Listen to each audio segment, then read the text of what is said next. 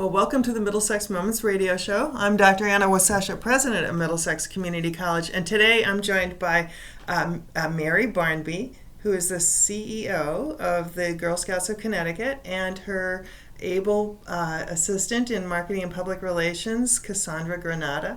A while ago, a representative from the Girl Scouts was here on campus with a whole slew of community partners, and I asked anybody in the audience if they would be interested in coming on the show, because the community college is, first of all, is designed to be connected to the community, and in fact we are very connected to the community. And I'm really, really happy that you accepted that invitation, because the Girl Scouts are so important, and for us in the college world, women are so important, and they are in the majority, and even among the community colleges in Connecticut, most of them are headed by women, which I think is really a wonderful statement about how things have changed. Since 50 years ago, that would probably never have been the case.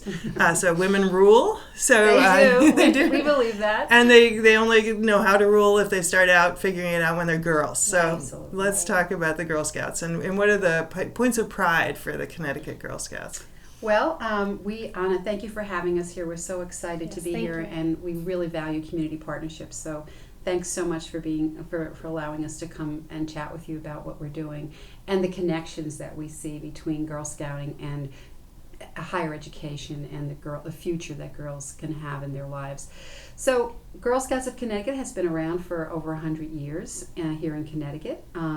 We are serving about 38,000 girls in the state right now, ages 5 to 17.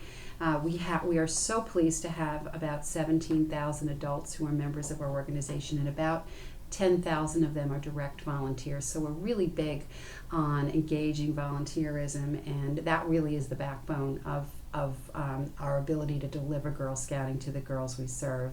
Our traditions are, we call them the 3 C's: cookies, crafts, and camps.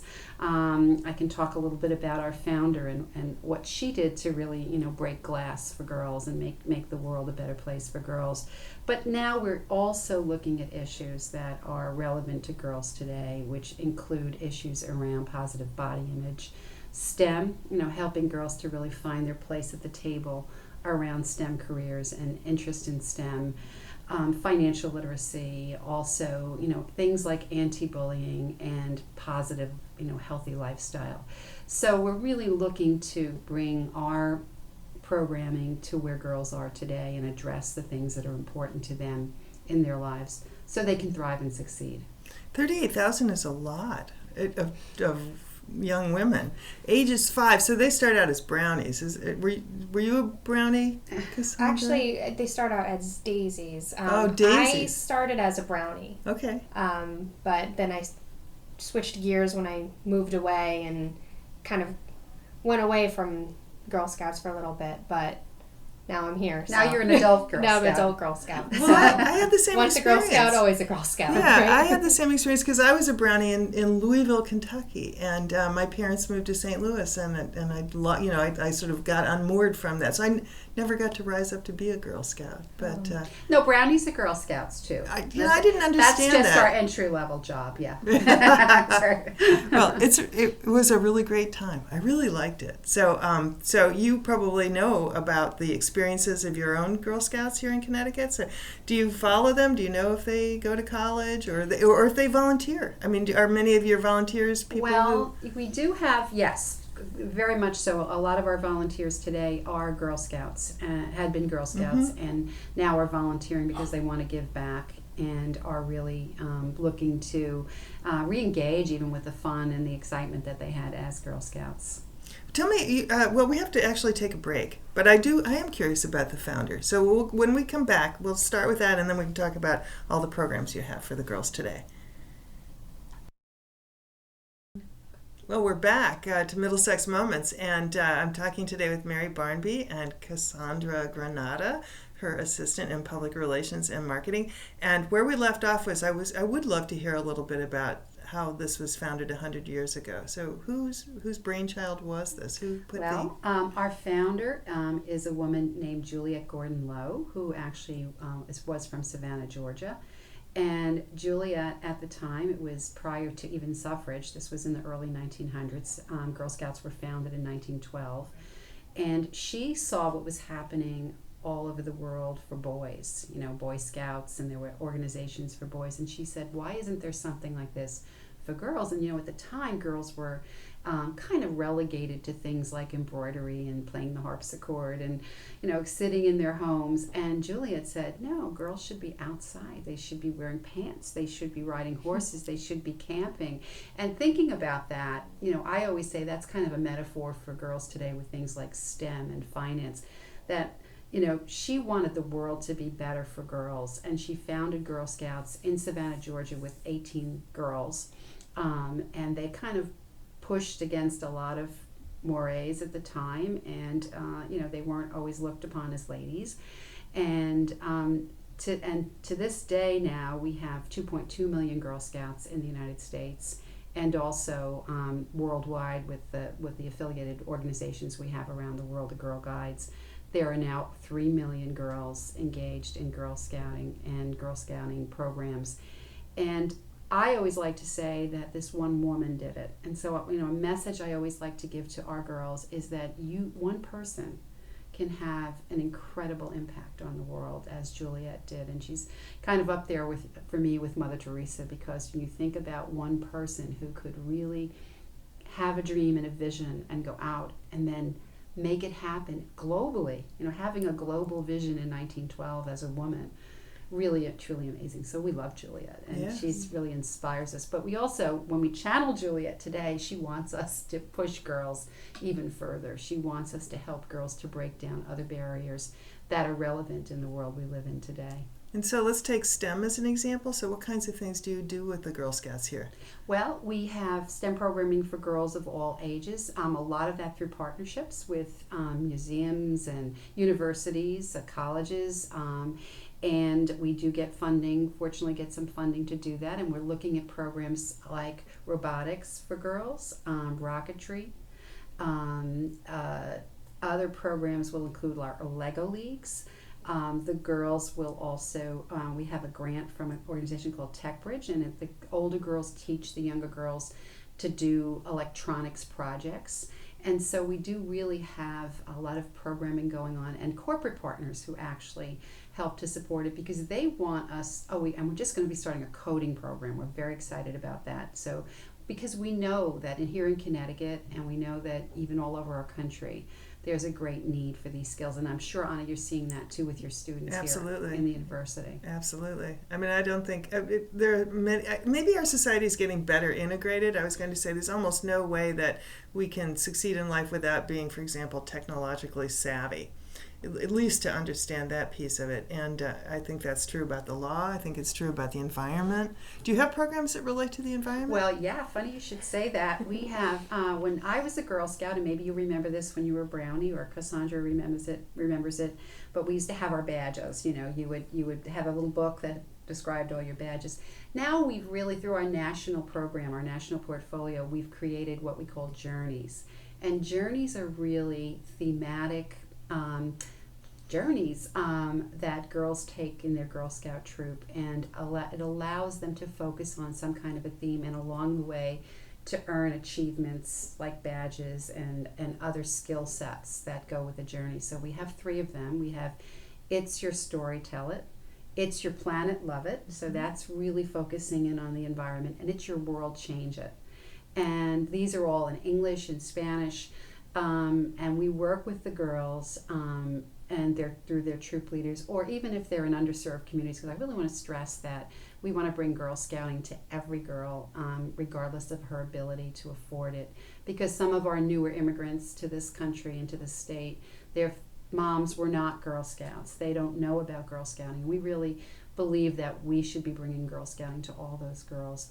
So we will often have staff members go out into schools and into community centers and work with girls on these journeys so that they can achieve these skills. So if it's about the environment, if it's about It's Your Story, Tell It, it really flies into branding yourself and believing in yourself and creating self-esteem. And actually we touch on careers like public relations and how you tell your story to someone else. So Girl Scouting has really grown in terms of the ability to tie together activities and skills with achievements, and we think that's really a great way to help girls to really discover themselves and to really feel empowered. It sounds like the organization is really adept at evolving. As you talk about these various things, like telling your story. So let me ask Cassandra about how do you message? How do you create a message to the modern family and to the modern second grader that there is something to be real, important to be gained from becoming a Girl Scout? Well, we always pitch that we are a girl-led and learning by doing organization. Mm-hmm. So we like to tell girls, you have the power to choose what you want to learn. You have the power to choose what you want to explore in your troop, and you are able to decide how you want to go about it. So they have that opportunity to decide, I want to learn more about STEM. I want to learn about healthy living. I want to, and they're able to work with their troop and figure out what they want to do and how they want to learn about it.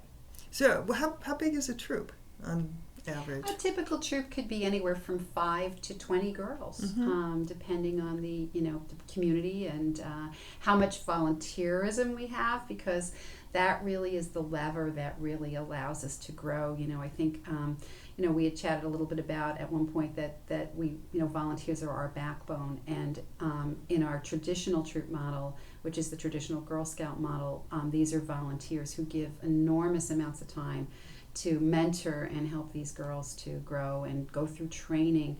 But we have more girls wanting to be Girl Scouts than we actually have volunteers. Mm-hmm. So in some communities, we have wonderful volunteers who are willing to take on 20 girls. And sometimes I call them the one-room schoolhouse troops, because they'll not just have brownies, but they'll have girls of all ages. And those older girls will help to mentor and work with the younger girls. So that's a pretty unique and really valuable model that we have. But I know nationally we have about 30,000 girls on waiting lists to be Girl Scouts, and I think here in the state I would say we have several hundred, just because we can't always get the volunteers.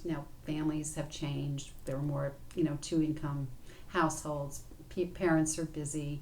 Girls have other activities that they are, good news. They have more choices than they did maybe when some of us were younger. But that's the whole key to us. And so the messaging that we really want to get out there is, as Cassandra said, the value of it to the girl and her family. But also, we also have to encourage and show the value of volunteering to the people that we'd like to attract as volunteers. So do the troops meet once a week during the school year? What would be the volunteer commitment? The volunteer commitment is we estimate it's a lot. It's about maybe 150 to 200 hours a year. But we're finding more families doing job sharing as troop leaders. So, instead of having a troop leader and a co-leader, there might be a group of parents and men too, women and men, who would share the responsibilities of this troop. But now they meet mostly every other week. I know when I was a Girl Scout, we met every Friday night at the church. But now the girls are the girls are so busy with other activities, and sometimes again the families are working. So every other week, and as they get older, sometimes they will meet maybe once a month, but then they'll do a cool trip, as one of their activities together. So embedded in this idea of meeting as a troop has got to be a lot of communication skills and group dynamics and the ability to make decisions with compromise, all the sorts of skills that are incredibly important. Oh, yeah. I always say it's, we're teaching girls to network at a young age, because we all know that networking is so important to our careers. And here you're in a team, you're in a group. Some girls will emerge as leaders, others will, emerge as not so much followers but collaborators, because that's the way we look at leadership very often. And I think that it really does teach them the skills. I mean, even our cookie program, people think of us as the cute little girls outside the Stop and Shop with the cookies, but those girls are learning 5 skills through that process. They're making decisions about, they're setting goals, they're making decisions, they're learning to manage money. They're also dealing with the public and learning business ethics. I think that the Girl Scout cookie idea has got to be the most remarkable success story for a nonprofit organization, because it is just it's an American tradition. It is an American tradition, and it's also training girls to be entrepreneurs. Yeah, and it's training people like me to make sure there's room in my freezer because it's an annual event. So we have to take another break, but when we come back, let's talk some more about the Girl Scouts and about how young women can become members and adult women can become volunteers. Right. I think that's the important thing that we want to talk to our listening audience about today. So we'll be right back. Well, we're back with Middlesex Moments radio show, and Mary Barnby from the Girl Scouts of Connecticut and her marketing and public relations woman named Cassandra Grenada, and we've been talking about the Girl Scouts nonstop and including over the break. I want to go quickly back to the Girl Scout cookies because it's got to be a tremendous source of revenue, a really strong brand for the Girl Scouts. And it must be, I think, for the girls, like an opening into a place in their lives where they can do something that that returns both some money to them, but also builds their skills. So most definitely on it. We first of all, just to give you perspective, here in the state of Connecticut, we sell about 2.5 million boxes of Girl Scout cookies during about a 4-month period. So it's really a very successful. And in fact, our Thin Mints are the 4th most popular cookie in the country, up there with Chips Ahoy and Oreos. So though, our cookies are loved and people buy our cookies. We also, now people who want to support Girl Scouts but don't want to bring those cookies home because of whatever dietary reasons, we have a program called Cookies for Heroes, and you can actually ask us to donate a box or boxes of cookies to the troops. And every year we send about 140,000 boxes of cookies to the troops overseas in Afghanistan and Iraq and in veterans hospitals, etc. So there's a real philanthropic element to it. But back to your point about the programming for the girls, it really is a financial literacy program. The girls actually set a goal in their troop as to how many boxes that they need to sell in order to reach some end goal. So they may want to do a project at one of their community centers, like the animal shelter or the old age home or the nursing home, or even raise awareness about an illness or something like that, or a healthy lifestyle. These are some of the projects that the girls do, or they might want to raise money to go on a trip to New York City. We even have older girl troops who are going to Europe with the proceeds of their cookie activities. And so they'll set their goals, they'll make a decision on how they're going to achieve those goals. They learn money management. We actually went online this year. Girls are selling cookies digitally here in Connecticut. That makes so much sense. That's wonderful. It's e-commerce. And then you have to ship them. Well, they can be shipped automatically through the online purchase, or a girl can deliver them. So it depends on what the buyer wants to do. What a great idea. It's wonderful. Yeah. And then they learned how to deal with the public, and they also learn business ethics. But here's the thing you also mentioned, that even though the cookie program is a great source of revenue to help us with our programming in Girl Scouts, 75 cents of every box goes back to the girls who sell the cookies to their troop. And that's the money that they use to do all these initiatives that they plan. So when you're buying cookies, ask the girls, what are you raising this money for? Because it's almost more like they're doing a social enterprise. And that's really the value of it. And just to kind of give you perspective, about close to $2 million a year goes back to the girls every year here in Connecticut. So it's really economic development at its purest form. And it's also teaching these girls a lot of self-esteem and confidence, and they love to sell the cookies. Well, because they're the best cookies. As the number 4 ranked cookie, we attest to that. What's better than a Thin Mint? I know. A frozen one is really even better. So whose idea was Girl Scout cookies? Well, I don't know exactly the origins, but I know they've been around since probably the 1930s. And truly those girls, not here in Connecticut, it was some other place in the country, they actually baked their cookies. So, I was wondering So if about anybody that. thinks we bake those cookies, we do not. I know it's probably tough to hear, but But back in the original days, they were actually girls baking their own cookies. Sure. Well, it's an Big idea. business now, though. Yeah, it must be. Tell me, let's see, now I want to be sure that we talk about the Gold Award. So let's talk about that a bit. So, Cassandra, do you want to just describe what it is so that we make sure that people know that there are Sure. winners of the Gold Award? Sure. Here. The Gold Award is the highest award a girl can earn in Girl Scouting. It's equivalent to the Eagle Scout Award, but we like to say that it's a lot harder to earn because the girls have to go out into their community, find an issue that they believe in, and put in a lot of hours to make a sustainable impact. We have girls that do 5Ks to raise awareness of different diseases and we also have girls who, sorry. It's all right because Give me a second. because Yvonne can complete. It all gets erased. All right, So we have girls who raise money with a 5K to spread awareness of diseases and different types of cancers. We have girls who have different types of expos to raise awareness of, our military.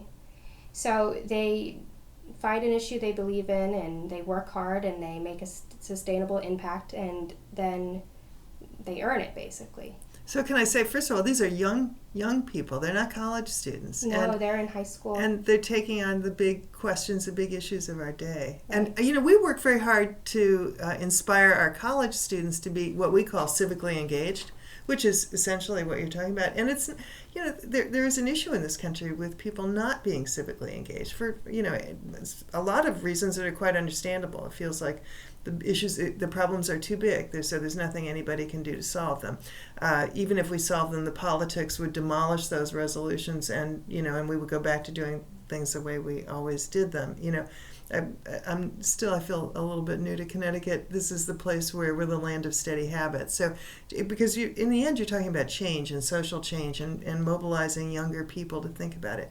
I would think that would be great preparation for college to win a gold award, because everything you're saying is what you would do in a culminating experience in a major in undergraduate school or ultimately writing a thesis in graduate school. Right, and usually most of their projects, they also share what they want to do, after high school, and most of their projects mirror what they want to pursue as a career. We had one girl try to bring in, more farm to table type of situations, and she wants to be an environmental scientist. So, there's all different things that they do that mirrors what they want to do, what they want to pursue. So they learn more about it as they're younger, and they're going to, whatever their community colleges, universities, prepared to take on that major to career. affect change. Right. And to really be part of the solution, because that's really what we hope that becomes an outcome of Girl Scouting, that girls are very civic minded, but they're also taking action.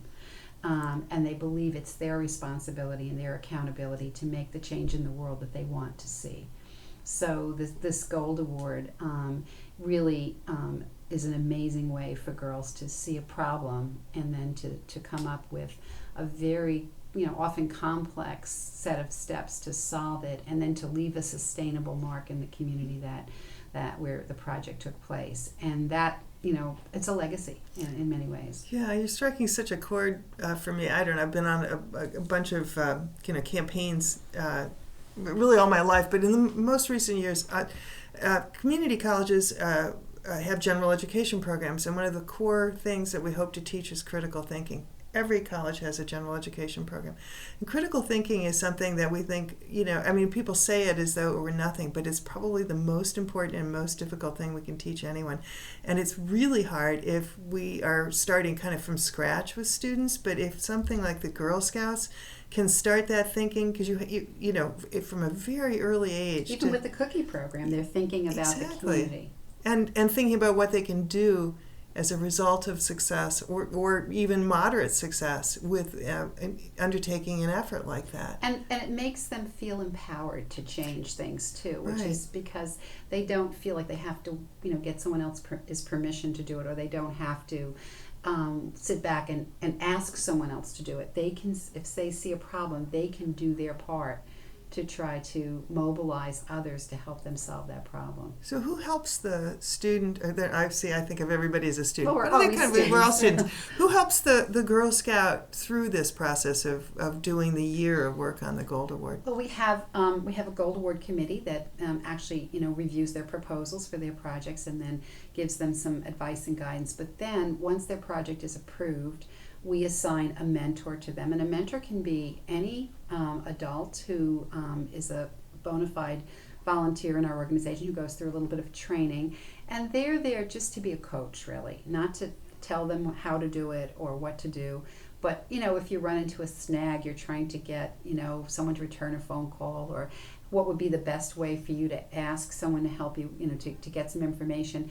Your mentor is there to just kind of be that coach that will help you to work through the situation. And then you also have usually a technical mentor, and that's a person. Well, if you're doing a project, let's say about health, you might be working with a doctor or a nurse in your community, or a member of a health agency that will really be there to guide you, along professionally. If you're working on a project around hunger, you might work with somebody that is in your community that runs an agency that helps to feed people, or a food bank or something along those lines. So you really are supported, but at the end of the day, you are the one that actually is accountable for achieving that goal. We have one amazing girl who lives right here in Middletown. And she has been unable to walk or speak since she was born, and she has just completed a Gold Award project called Yes You Can, and it's all about helping people with physical disabilities to believe that they can do things that are beyond the reach of what they believe they can do. So I want to just pause for a moment and say there are so many things about the Girl Scouts that I never knew, and I am just so happy, I guess, about how much hard thinking has gone into empowering young girls to become powerful women so that they can be the pillars of our society and make the world a better place. So this is really fantastic for me, and I hope for our listeners, because there's so many ways in. So just briefly, if somebody wanted to volunteer, they could be a college student, they could be a person just in, a family person or a worker or a professional. How would they contact? How would they do that? Well, we have a website. It's www.gsofct.org, which are the letters for Girl Scouts of Connecticut.org, and we have a little tab on that website that says Join Us. And if you want to volunteer, you can get all the information you want on how to volunteer. It's a very straightforward process. It can all be done online. And if you want, and we have training for our volunteers depending on what element you want to volunteer with. And then we also, if you're a parent of a girl who wants to join us, you just click on that same thing and it'll talk about girl membership. Or also just a parent of a girl whom you would like to join to be a Girl Scout. You can also find information, I'm sure, on your website. Absolutely. So thousands of ways into the Girl Scouts, great cookies, but really the most important thing is the amazing contribution you're making to girls in our society. So thanks for that really great work. Thanks for being with me today. Thanks for having us. Mary Barnby and Cassandra Grenada from the Girl Scouts of Connecticut. This has been the Middlesex Moments Radio Show, and I'm wishing you all a very good day.